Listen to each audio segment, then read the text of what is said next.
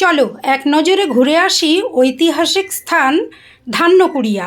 রাজবাড়ি আর জমিদার বাড়ির দুর্গাপুজো যদি দেখতে হয় ধান্যকুড়িয়াতে এক নজর একবার তো আসতেই হবে।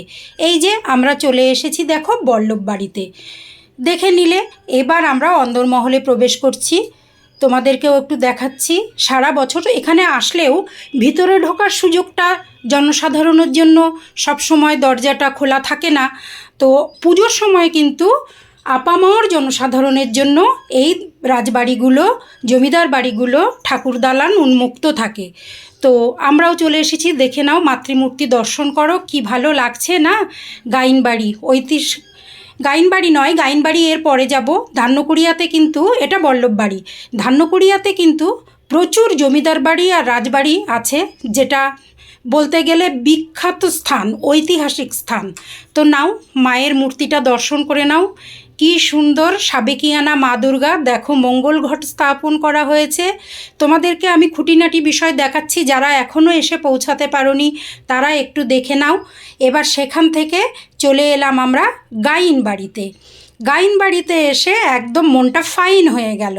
বুঝতে পেরেছ, গাইনবাড়ি ঢুকলেই মন ফাইন হয়ে যাবে। প্রচুর এলাকা নিয়ে গাইনবাড়ি। তো এখানে এসে তোমরা প্রথমেই দেখতে পাবে এরকম একটা টাওয়ার। আগেকার দিনে এই টাওয়ারের উপর বসেই সব কিছু বাইরের দিকে লক্ষ্য রাখা হতো। বাড়িটা দেখো কি সুন্দর আলো ঝলমলে করে পুজো উপলক্ষে সাজানো হয়েছে। তোমরা আসবে, প্রচুর আনন্দ পাবে।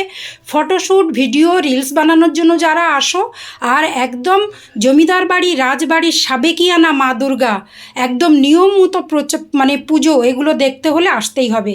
পুজো দেখতে এসে অনেক পরিচিত কাছের মানুষদের সঙ্গে এখানে এসে দেখা হয়ে গেল। দেখো, এটা হচ্ছে ঠাকুর দালান, বুঝলে, গাইনবাড়ির ঠাকুর দালান। দেখো, আমি পুরো বাড়ির অন্দরমহলটা তোমাদেরকে কিন্তু একটু স্লো মোশনে ঘুরে দেখাচ্ছি চারপাশটা। আর ঠিক এই হচ্ছে ঠাকুর দালানটা, এখানে আমাদের মা বসে আছেন। দেখো কি সুন্দর লাগছে মাকে দেখতে, কি ভালো। আর দর্শনার্থীও তো তেমনি আছেন। তো তোমরা কিন্তু এখনও পুজো আছে, তোমরা কিন্তু আসো।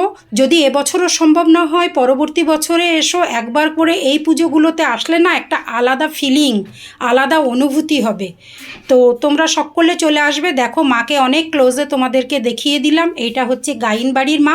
সেখান থেকে বেরিয়ে আমরা একটু আগে এগিয়ে যাব, গিয়েই পেয়ে যাব আমরা আর একটা রাজবাড়ি। এই যে বাড়িটা তোমাদেরকে দেখাচ্ছি, এটা আমি লোকমুখে শুনে নিলাম সমাদদার রাজবাড়ি। যদিও এই রাজবাড়ির অনেকে এখন আর জীবিত নেই বংশ পরস্পরায়, তবু মা কিন্তু আসেন। এই যে মায়ের মূর্তিটা দেখিয়ে দিলাম। বাড়িটার নিচের দিকে দেখো পুজো উপলক্ষে কিছুটা রং হলেও উপরের তলাটা দেখলে কিন্তু সম্পূর্ণভাবে বোঝা যাচ্ছে যে কত বছরের পুরানো ঐতিহাসিক। দেখো দুতলাগুলো দেখলে বেশ বোঝা যাচ্ছে। ওখানে কিন্তু প্রবেশপথে বেশ সুন্দর এরকম একটা ঝাড়বাতি, ছাদটা দেখলেই বুঝতে পারছো কড়ি কাঠের ছাদ, কত পুরানো।